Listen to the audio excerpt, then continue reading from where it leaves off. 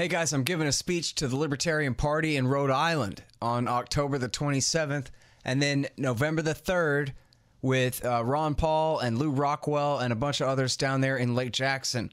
Jeff Deist and all that Mises Institute are having me out to give a talk about media stuff, and that's November the 3rd down there in Lake Jackson. If you like Ron Paul events and you're nearby, I'll see you there. Sorry I'm late. I had to stop by the Wax Museum again and give the finger to FDR. We know Al-Qaeda, Zawahiri, is supporting the opposition in Syria. Are we supporting Al-Qaeda in Syria? Well,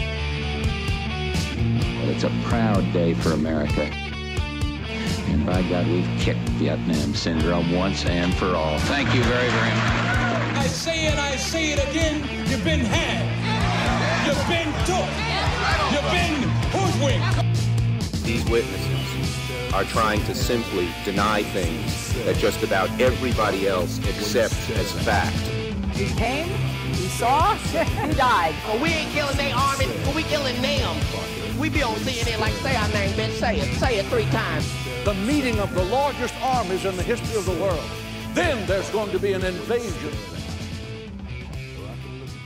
All right, you guys, on the line, I've got Ted Snider. He's a regular writer for antiwar.com and consortiumnews.com, and this one is in mondoweiss.net.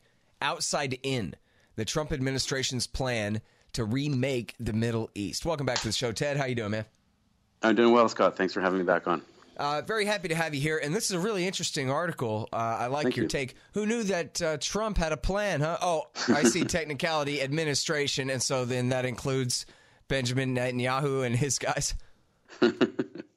Yeah, it may be just, I don't know if it's Trump's plan or that it's administration plastic enough to have their plan shaped as to sign on to Netanyahu's plan. But. Yeah, well, so outside in, what do you mean by that? Is that the term they use, or that's just outside? Yours? No, outside in is actually a term that Netanyahu's referred to before. He's used that term to describe his take on what's known as the Periphery Doctrine. So my sort of take on the article is that the kind of the clearest lens, if you want to look at Israeli foreign policy and try to simplify and look through it through one lens, is this doctrine they call the Periphery Doctrine.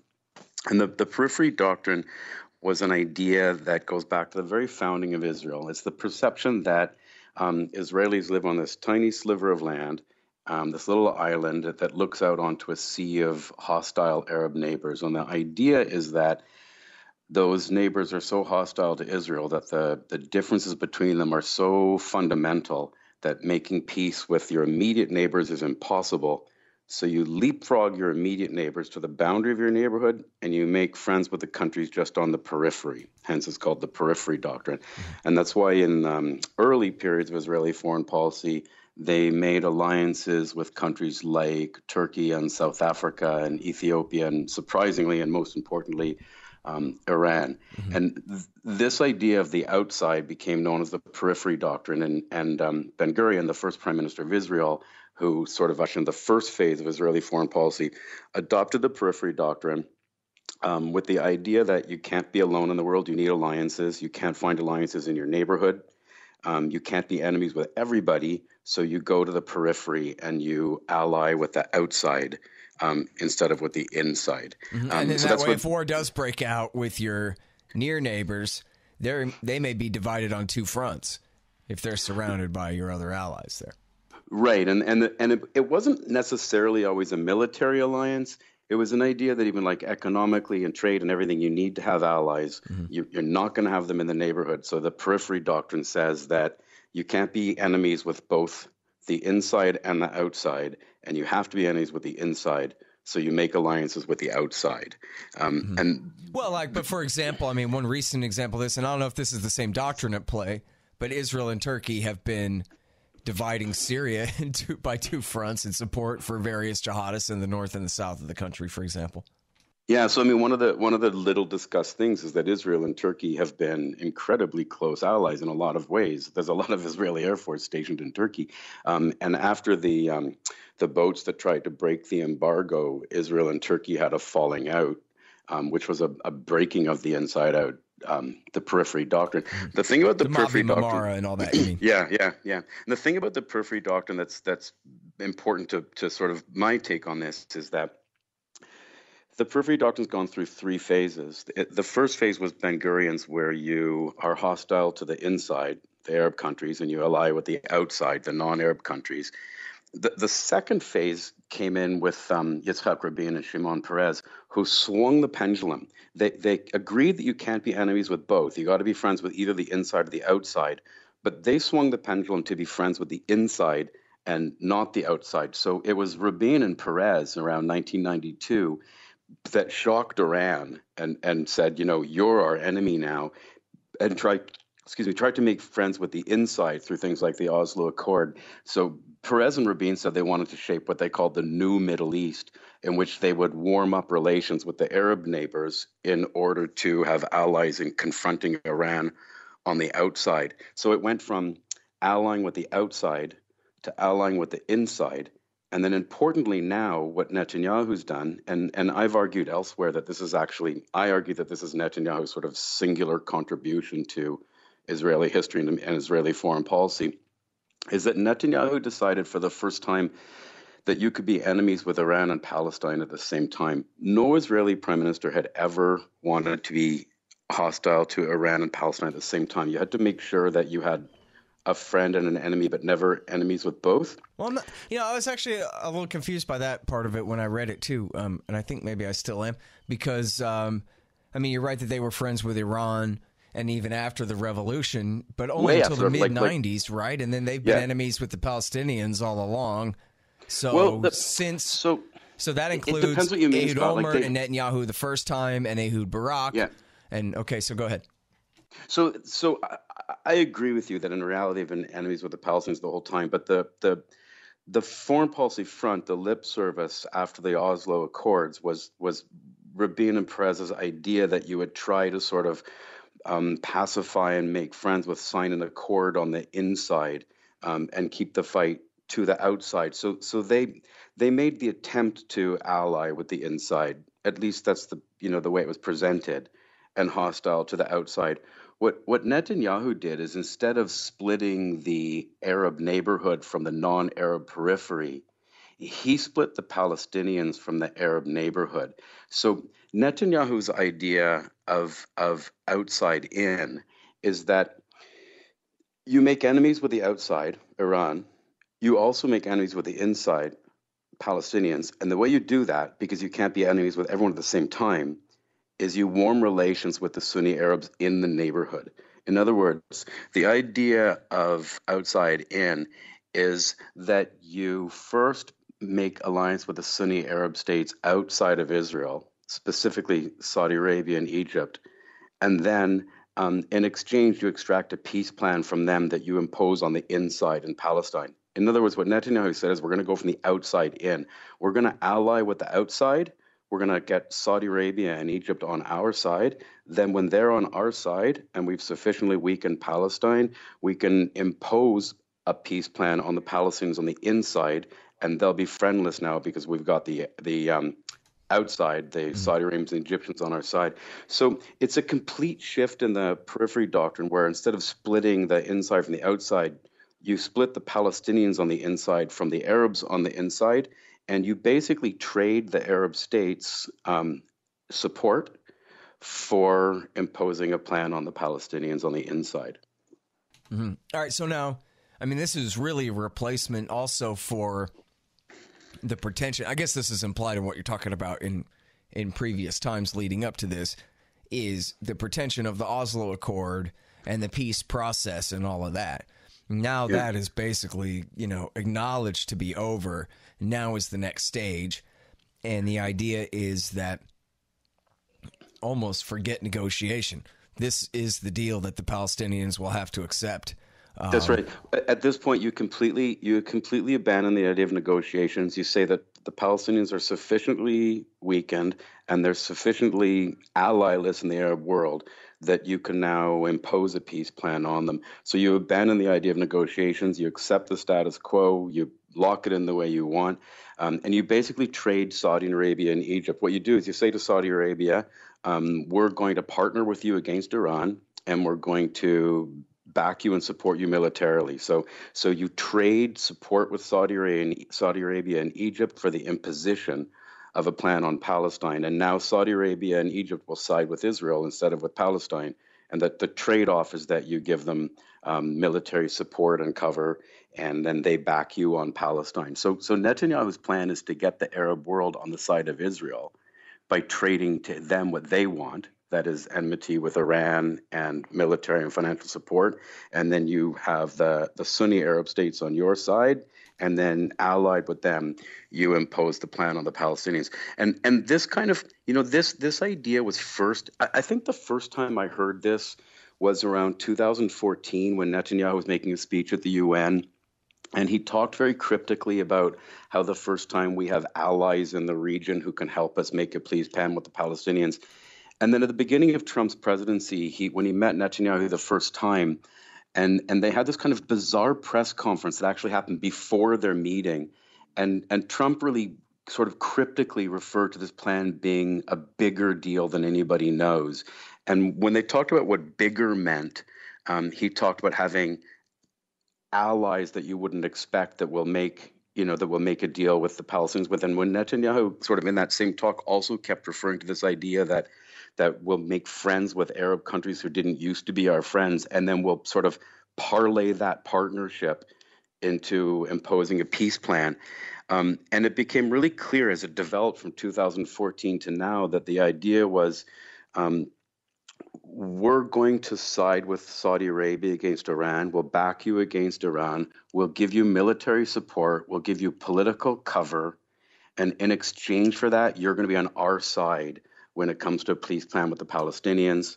And then we can impose a plan on the Palestinians. So we can impose a plan on the inside by this new alliance on the outside. It's a new idea for the Trump administration. They've just started talking about it. But Netanyahu has been developing this language for at least 4 years now, this idea of outside in. Mm-hmm. All right, so here's who all sponsors this show. First of all, Mike Swanson in his great book, The War State, about the rise of the military-industrial complex after World War II. An excellent history there, and get all of his investment advice at wallstreetwindow.com. Then there's Robertson Roberts Brokerage, Inc., where you buy your precious metals, and that's at rrbi.co, rrbi.co, for all your gold, silver, platinum, palladium, etc. No Dev, No Ops, No IT, a great book about how to run your technology business like a libertarian. No Dev, No Ops, No IT by Hussein Badakhshani. It's really great. I mean, I'm no businessman, and I really enjoyed reading it, so I think you should check that out. And also Kesslin Runs, the great new novel by our friend Charles Featherstone. It's in the very near future and only slightly dystopian. No, maybe worse. Kesslin Runs. And also, check out Horizon.global. That's Zencash. They're changing. They're not just a digital currency. They really are working hard on becoming a new platform for all different sorts of blockchain-type secure applications. And so for all you techies who really understand, check out all you need to know at Horizon.global. LibertyStickers.com for your anti-government propaganda. Tom Woods' Liberty Classroom to fill your brain with good stuff. Follow the link from my site so I get the kickback there, scotthorton.org. And check this out.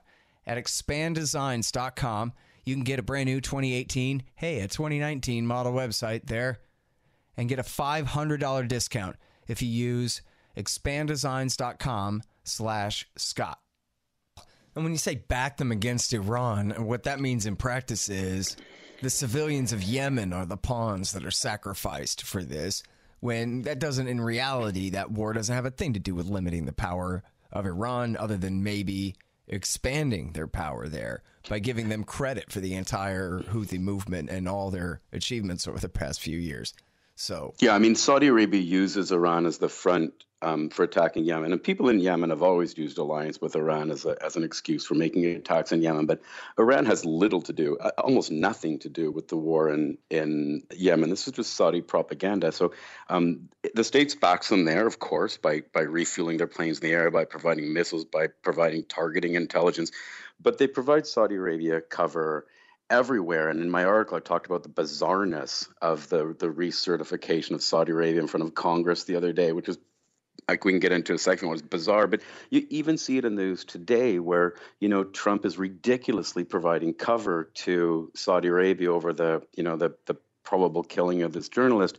It's just like everywhere Saudi Arabia needs diplomatic or military or economic cover, Trump's there because the deal is, we'll provide you cover and you help us impose, an agreement. Well, not even an agreement; it's not negotiations. A deal on the Palestinians. So that's why you got this really weird optics the other day. It really didn't make much news. There's been so much distraction in the news that some of the real news isn't even making the news. And you got this really bizarre scene the other day where Mike Pompeo stands up. This is September 11th, this year. Pompeo stands up in front of Congress, and he certifies that Saudi Arabia is making sincere efforts to stop civilian casualties in Yemen. He has to do this because under the National Defense Authorization Act, in order to continue supporting Saudi Arabia militarily in Yemen, the Secretary of State had to certify to Congress that Saudi Arabia was making real diplomatic efforts to end the war, to address the humanitarian crisis, and specifically to protect civilians.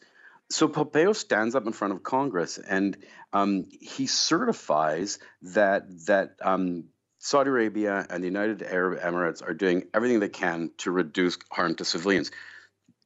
This is really a tricky move to make because it's completely untrue. The Oxfam says that the last couple of months in Yemen have been the bloodiest ever.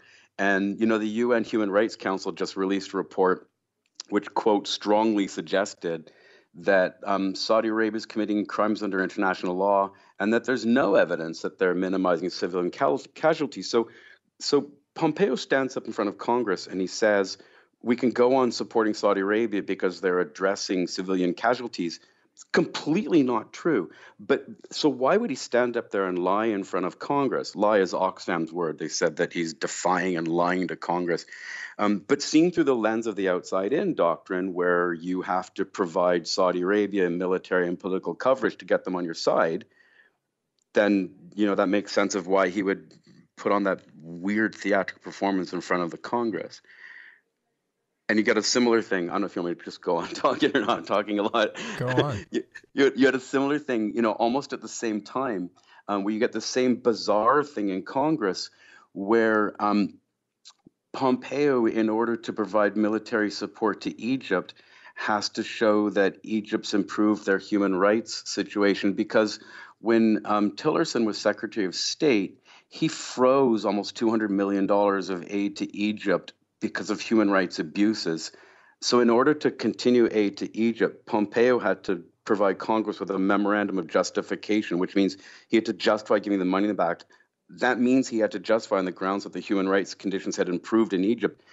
But he stands up in doing it, and he puts out this laundry list of Egyptian human rights abuses where he says, I'm quoting, he says straight up, the overall human rights climate in Egypt continues to deteriorate.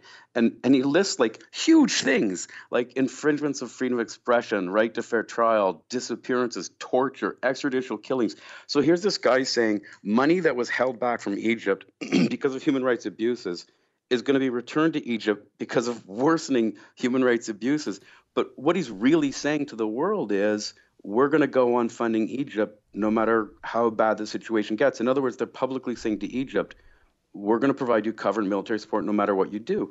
So why would he do those two things? Well, under the outside-in idea, you have to provide cover and support to Egypt and Saudi Arabia in exchange for, they're abandoning the Palestinians. So these bizarre moves in the news lately that don't seem to make any sense shift into focus when they're seen through the lens of the outside-in doctrine, and they suddenly make total sense. Yeah. Hey, guys, check out my book, Fool's Errand, Time to End the War in Afghanistan, by me, Scott Horton. It's about a year old now. The audiobook is out too if you're interested in that. A lot of people seem to like it. It's got all good reviews on Amazon.com and that kind of thing. Check it out. And guess what? I'm writing a new book. I know I told you I didn't want to, but I got away with not doing it. It's a transcript of a presentation I gave. So the whole first draft is really done for me. I just have to edit it 100,000 times until it's good enough to put out as a book. So, and it's going to be, basically one chapter on each of the terror wars of the 21st century. Try to keep everybody, to get everybody caught up there. So look forward to that. And help support the effort if you like at scotthorton.org/donate, at patreon.com/Scott Horton Show. Stuff like that. I mean, America's had these, we've been paying the Egyptians to get along with the Israelis since 79. And then, since Camp David, yeah. I mean, it was, after the success of the counter revolution and the coup against Morsi and the Muslim Brotherhood in 2013 and the reinstallation of the military dictatorship there, there were Americans and Israelis who were, at that point, proud to take credit for their policy that the U.S., Israel, and Saudi Arabia had gotten with the Egyptian military and said, go right ahead. We've got your back. We, anything but Mohammed Morsi and the Muslim Brotherhood. So restore the dictatorship. And that was what Saudi wanted, and it's what Israel wanted, and so it was what America wanted. Even though there were those who were saying, of all the factions of the Muslim Brotherhood, the Egyptians, I mean, they do believe in democracy. They're trying to participate in it, and they're all like old and rich enough to be conservatives, not radical, bin Ladenite bomb throwers and all this and that. And so if we practice what we preach at all about spreading democracy and this and that, hey, they won their bare majority. Let them have their administration, see what happens. But nope. Yep. And it was, blatantly it was about the interests of Israel and of Saudi. And as you say, of Saudi in large part, and we've had our alliance with them all along too, but in large part in order to get them on board with Israeli policy in Palestine. That makes perfect sense. In fact, you could see the formerly referred to Saudi peace plan as this horrible, terrible threat to Israel that they had to figure out a way to destroy and mitigate and take off the table. Right. Because that was a plan that, a doctrine that would have been fair to the Palestinians. Right. And if that's not what you want and you don't want to negotiate it, then you need to impose it. And the only way to impose it is to make the Palestinians weak enough and bring their regular allies on side with you. And that's what's new now, because when they, in the past, when they would ally with Egypt or Saudi Arabia, that alliance would usually bring the Palestinians in with the understanding that Egypt might be a broker for Palestine and you make enemies of the Iranians. There's never been a prime minister in Israeli history who's had a policy that simultaneously is hostile towards both the Palestinians and Iran. And the way Netanyahu had to make that trick work is that you have to make sure that you're never enemies with everybody at once. So if you're enemies with both the Palestinians and the Iranians, then you have to split Palestine off from the Sunni Arab states, and you have to make allies with the Sunni Arab states. And so now you do what you need to do to make allies with them. And then what happened, by the way, Scott? Then what happened is that the problem became that once Trump moved the embassy to Jerusalem, the Palestinians had enough, and they said, we're no longer negotiating or listening to the state. So how do you impose a plan on the Palestinians if the Palestinians won't come to the table? So what they did then is they tried to bully them back to the table. They cut $200 million of funding to the Palestinians. They cut half of the United Nations Relief Works Agency money to the Palestinians. And then, just to make it clear, this is outside in, that the idea is to impose it on the Palestinians. They have to participate in the talks. Trump actually says to the Palestinians that unless you participate in these peace talks, we're going to cut the rest of your funding. So when the Palestinians didn't capitulate, Trump cut the other 50% of the funding. So it became really clear. And then, of course, he closed down the PLO office so they didn't have a voice. And then he redefined refugee to only include people who lived in Palestine pre-1948. So by definition, you get rid of the ref. So in other words, you weaken Palestine so much that they don't have a voice. Explain that, just on that last point. That means that their children and grandchildren living in these refugee camps in Jordan, Syria, in Gaza and elsewhere don't count anymore. They don't count. So the normal understanding of refugee is that if you've lost your home and you're living as a refugee somewhere else, that status and protection applies to your kids too. And what Trump has said is that they want to redefine refugee to mean that you had to have lived in mandatory Palestine prior to 1948 when the refugee problem happened. If you do that, if you say refugee just means you lived there in 1948, then in order to count as a refugee, you have to be over 70 years old. That means very soon there will be no refugees. Right. You erase the problem by definition. You don't negotiate the right of return with Palestinians anymore. You don't talk about funding refugees anymore. You define refugees out of existence. So you're not only defunding the refugees, you're de-refugeeing the people you are funding, right? Okay, but so I mean, the thing is, so the Palestinians, let's say that they are able to bring them, quote, to the table. They're still going to reject this. They can't go along with this. And so is that what the Israelis want, is to redo 2000 where they give them an offer they can't possibly accept and then just pretend it was the most generous thing in the world? And continue, because the Israelis would actually prefer to not have a peace deal at all that has any kind of semblance of a Palestinian state and independence there. They would prefer the current situation of slowly, not that slowly, establishing facts on the ground and just colonizing the whole damn West Bank in front of everybody. So, Scott, what I argue in my piece is that this is how they're going to try to impose it on the Palestinians. I don't know where this goes because I can't see this working. The idea is exactly what you said. Like, I don't know what the plan's going to be. The little bit I've heard so far seems to be, from what I've read, seems to me this idea that you basically take it the way it is now. You sort of pay off the Palestinians to accept it. That you do give this offering to sort of, and then you rely on Saudi Arabia and Egypt on your side to impose it. That's the plan. I can't see it working. So when you ask what is it that they're going to do, I think Outside In says that is what you're going to do. You don't negotiate with the Palestinians. You impose a plan on them. You assume that they're weak enough and ally-less enough that they'll have no choice but to accept it. But I'm not saying that I think that's going to work. I think that's the plan. I can't see it working, but I think that's the plan. I think that But why do you think that they prefer that to the status quo, which is just because this is why who prefers? Well, I mean, I guess the Israeli government and the Trump administration. I guess it seems like maybe this is reading too much into it, but it seems like even their peace plan they want to impose would have then some limits on the continued colonization of the West Bank. Yeah, and I don't, I would honestly prefer to just keep calling it a peace process and colonize the whole damn thing.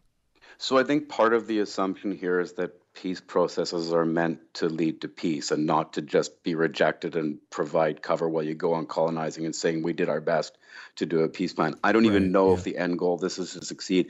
I do think that if when the plan comes forward, that it's quite possible it will include things like recognizing the settlements in the West Bank and recognizing existing colonization. I don't know if this is something that the American Israelis actually want to work.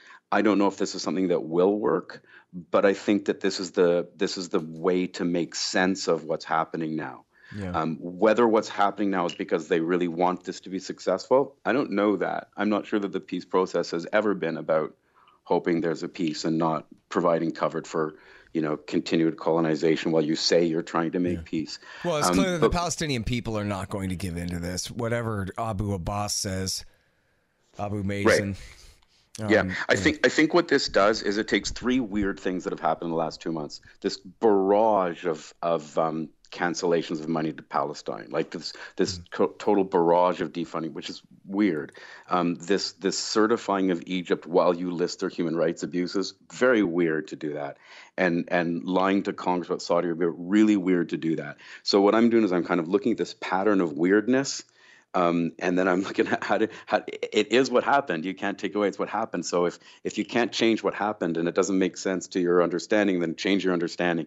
And I think when you change your understanding and you look through the lens of what Netanyahu is saying through Outside In, then it makes sense what the states did in Egypt, and it makes sense what they did in Saudi Arabia, and it makes sense they defunded Palestine. Where this goes, what the long-term goal is, I don't know. But I think that when you change your lens this way, the stuff that was out of focus comes into focus. It's a way of making sense what's going on with the Trump administration in the Middle East right now. I don't know where it goes, but it makes sense now. All right. I'm sorry, I got to go, but I agree with you. It does. Very good. Okay. Outside in, the Trump administration's plan to remake the Middle East. It's at Mondo Weiss. We ran it, I think, yesterday at antiwar.com. Ted Snider, thank you again. Appreciate it. Thanks so much, Scott. I always love being on your show. Thanks. All right, y'all. Thanks. Find me at libertarianinstitute.org, at scotthorton.org, antiwar.com, and reddit.com/Scott Horton Show. Oh, yeah, and read my book, Fool's Errand, Time to End the War in Afghanistan, at foolserrand.us.